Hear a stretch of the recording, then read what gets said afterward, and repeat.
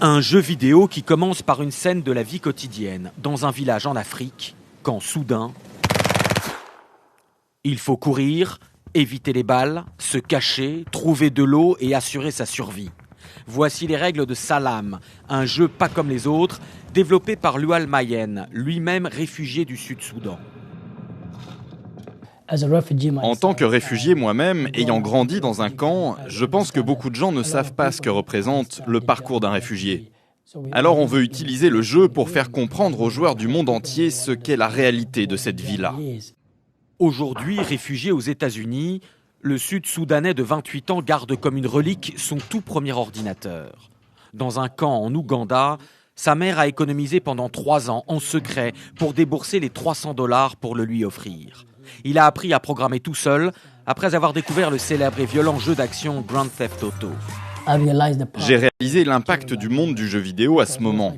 Celui-là était violent, on tue des gens. Et moi qui viens d'un pays en guerre, j'ai eu la sensation que ce que je voyais dans le jeu était exactement ce qui se passait dans mon pays. Et je me suis dit, pourquoi ne pas créer un jeu qui peut susciter de l'empathie, où il faut plutôt résoudre les conflits et construire la paix. À l'origine, Lual Mayen voulait destiner son jeu au Sud-Soudan, où 75% de la population a moins de 30 ans et n'a connu que la guerre. Mais les premières versions de Salam sont devenues virales sur Internet. Les médias américains ont adoré cette belle histoire et consécration, Lual Mayen a reçu un prix aux Game Awards, les Oscars des jeux vidéo à San Diego, comme développeur mondial et positif de l'année. Quand on regarde un film, on est passif dans son canapé. Mais jouer à un jeu vidéo, c'est prendre des décisions, être partie prenante.